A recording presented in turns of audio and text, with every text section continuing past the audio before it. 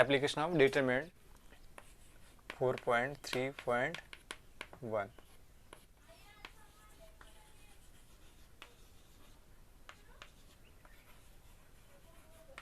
The a1x plus b1y plus c1z equals to d1 एक equation आहे.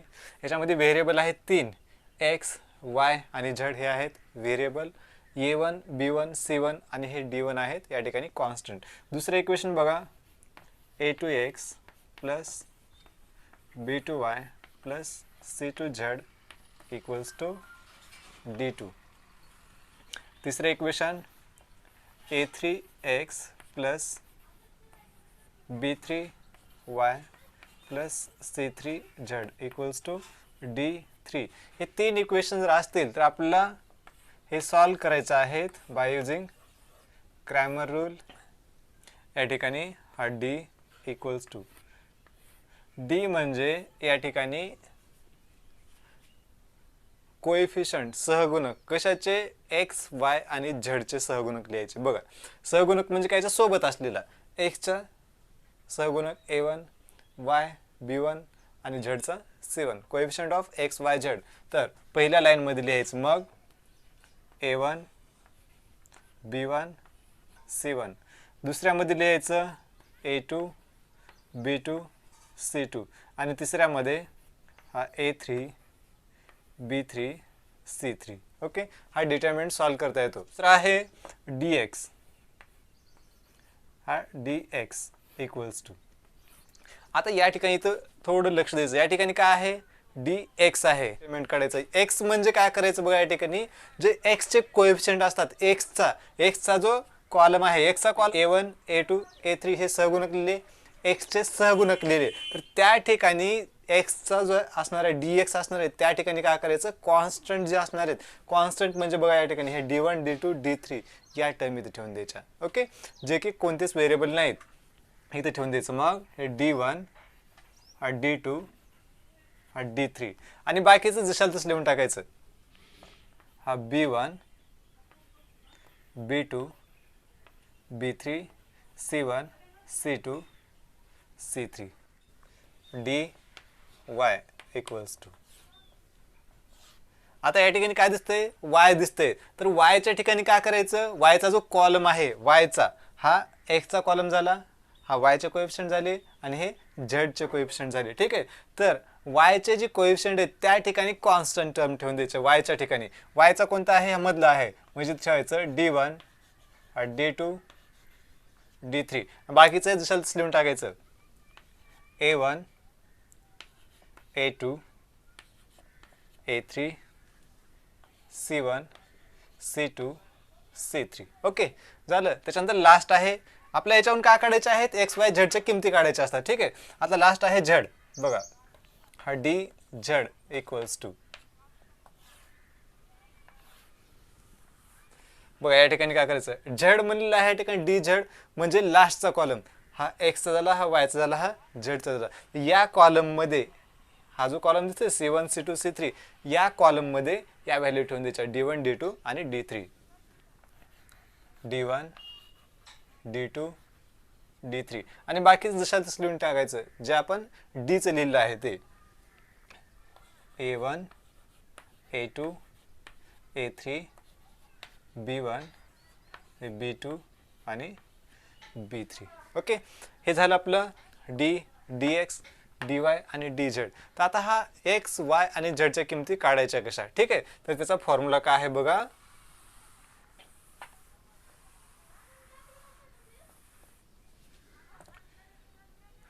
x equals to dx divided by d. dx म्हणजे काय आहे dx म्हणजे हे आहे. याला काय करायचं सिम्प्लिफाय करायचं. ह्याची व्हॅल्यू काहीतरी भेटेल 10 20 काहीतरी व्हॅल्यू भेटेल ते व्हॅल्यू काय करायची या ठिकाणी इथे ठेवायची. त्याच्यानंतर d ह्याला सॉल्व करायचं. सॉल्व करता येत तुम्हाला 3 रो आणि 3 कॉलमचा डिटरमिनंट ह्याची व्हॅल्यू या ठिकाणी ठेवायचं आपलं x ची व्हॅल्यू भेटून जाईल. ठीक आहे. त्याच्यानंतर y इक्वल्स टू हे dy डिवायडेड बाय d आणि z equals to dz divided by d.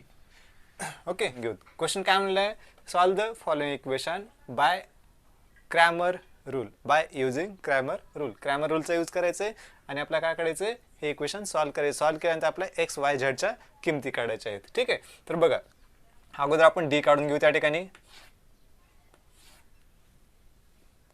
D equals to, D म्हणजे काय करायचं, आपल्याला एक्स वाय झेडचे कोएफिशियंट जे आहेत ते लिहून टाकायचे. आपला या ठिकाणी एक्सचा कोएफिशियंट काही नाही म्हणजे काय आहे, एक आहे, इथं हे 1 लिहिलं. वायचा कोएफिशियंट काय आहे, इथं 1.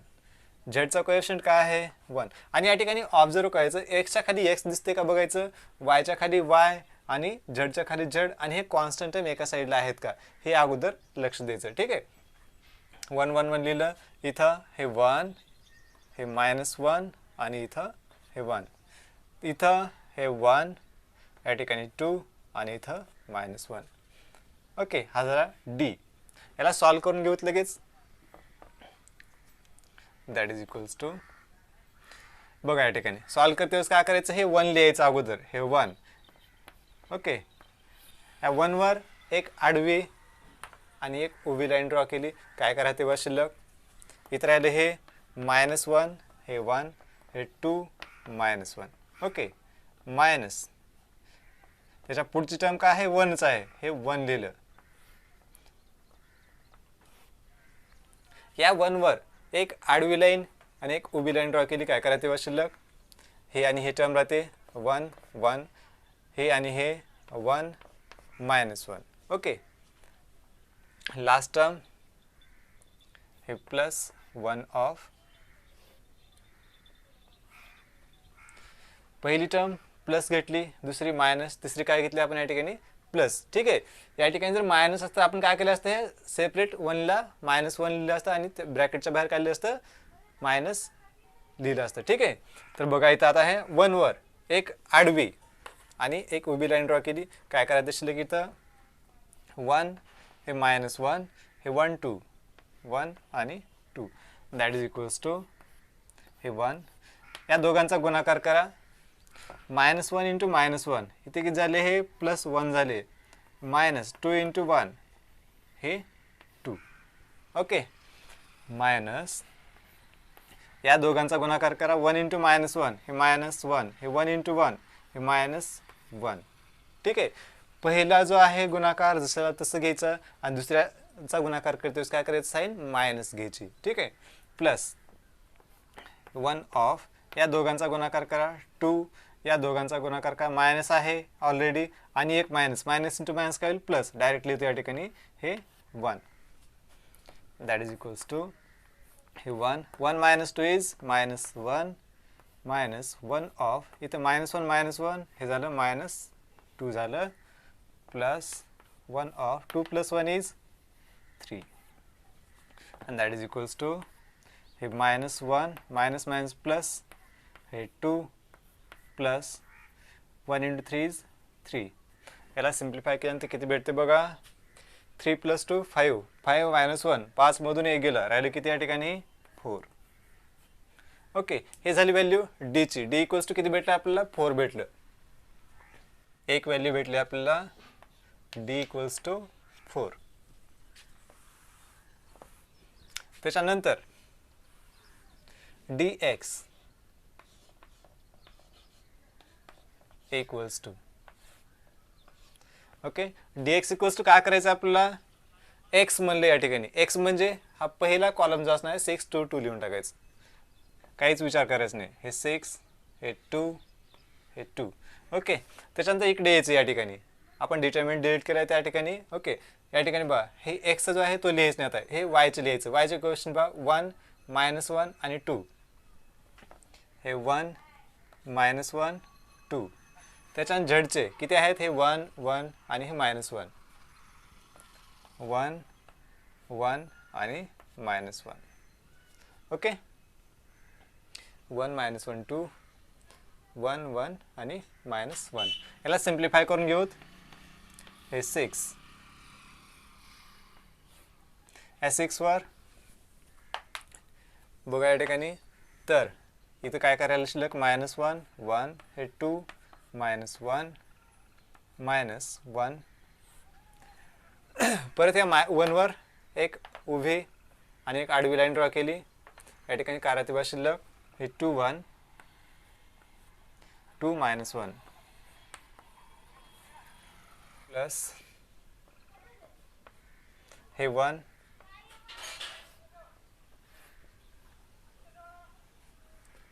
या 1 वर हे जे 1 दिसते या 1 वर एक आडवी लाईन ड्रॉ केली, एक उभी लाईन ड्रॉ केली. कार्याला बसलं की या ठिकाणी 2 -1 हे 2 -1 2 2 हे 2 हे 2. याला सिम्प्लिफाय करून घेऊ. त्या ठिकाणी 6 मायनस इंटू मायनस प्लस हे 1 झालं, इथं मायनस हे 2.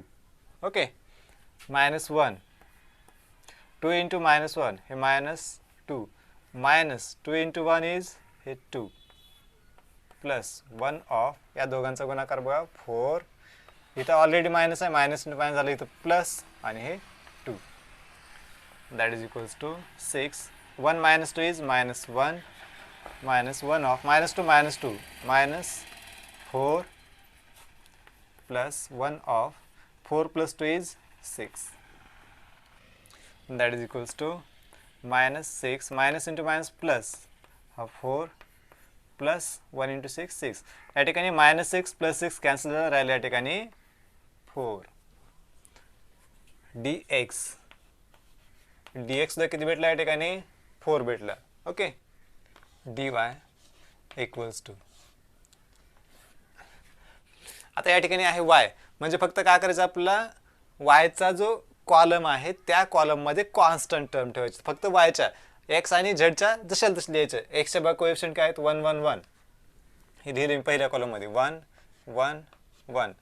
y चे कोएफिशिएंट लिहायचे काय ठिकाणी नाही लिहायचे. या ठिकाणी काय लिहायचे? कॉन्स्टंट टर्म लिहायचे. हे 6 2 2. त्याच्यानंतर z चे जशाल तसं हे 1 1 -1. याला सिम्प्लिफाय करूत. हे 1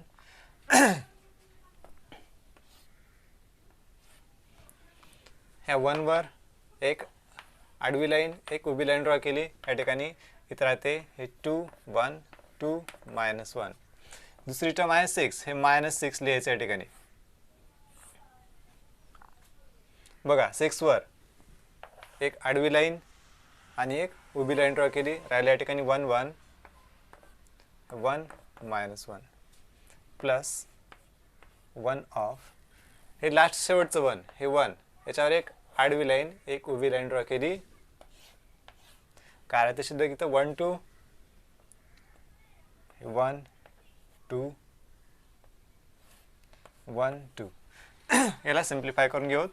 हे 1 2 इंटू -1 -2 -2 इंटू 1 हे 2 -6 1 इंटू -1 -1 इथं -1 into 1 is 1 plus 1 of 1 into 2 हे 2 -1 इंटू 2 हे 2.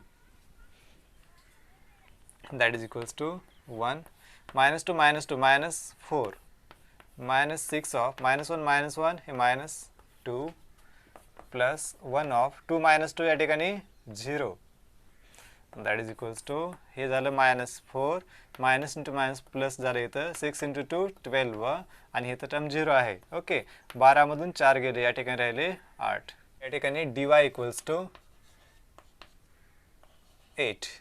ओके, dz इक्वल्स टू बघा या ठिकाणी आहे z. ओके, म्हणजे शेवटचा जो कॉलम आहे तो कॉन्स्टंट टर्म ठेवायचा 6 2 2. ओके, पहिले दोन जशाच लिहायचे. हे 1 1 1 1 1 1. दुसरा आहे 1 -1 2 1 -1 2 आणि तिसरा जो आहे हा कॉन्स्टंट टर्म लिहायचा 6 2 2 6 2 2. दॅट इज इक्वल्स टू हे 1 ऑफ -1 2 -1 2 2 2 त्याच्यानंतर -1 या -1 वर एक आडवी एक उभी लाईन ड्रॉ केली. राहिल्या या ठिकाणी 1 2 1 2 1 2 1 2 प्लस 6 वर एक आडवी एक उभी लाईन ड्रॉ केली. राहिल्या या ठिकाणी 1 -1 1 2. That is equals to 1. या दोघांचा गुणाकार बघा -2 आला, त्याच्यानंतर मायनस साईन, -2 × 2 4, -1 ऑफ 1 × 2 इज 2, -1 × 2 प्लस 6 टाइम्स हे 1 × 2 इज 2, मायनस इंटू मायनस या ठिकाणी हे प्लस होईल 1. ओके, मायनस आणि इथलं हे एक मायनस इंटू मायनस इथं प्लस होईल. याला सिम्प्लिफाय करूत.